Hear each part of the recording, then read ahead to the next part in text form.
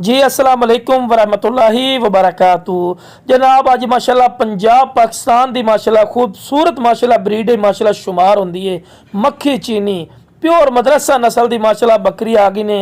पहले सूए दे विच ने पठ ठीक है और माशाल्लाह थले पठोरा इस ते पठोरा माशाल्लाह चेक करो। जेड़ा बिरादर के फौजी भाई शौक रखना तो यार नाल दे नाल साडा शौक भी पूरा होवे ते ए माशाल्लाह शौक वाली चीज़ ने।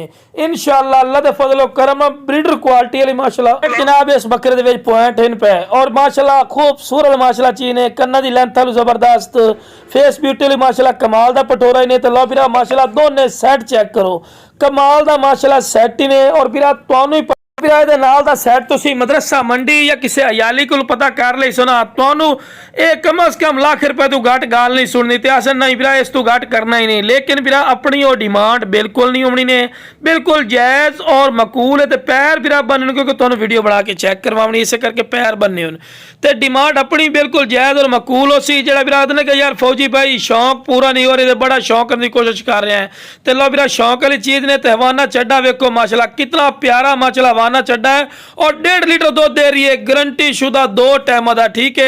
लेकिन वो भाई अपने दा बच्चा पींदा है ठीक है वीरा और खूबसूरत माशाल्लाह चीज़ ने और नायाब चीज़ है। और जनाब 20 तो 25 दिन की सूई हुई है वीरा 25 दिन के माशाल्लाह पठोरा ही ने और चारा भी माशाल्लाह खमदा ही ने फिर माशाल्लाह। तो जिस वीरा नूं जनाब सैट चाहिए ना जल्दी जल्दी राबता करके बिल्कुल शौक वाली चीज़ ने मुनासिब कीमत ते लै सकते हैं।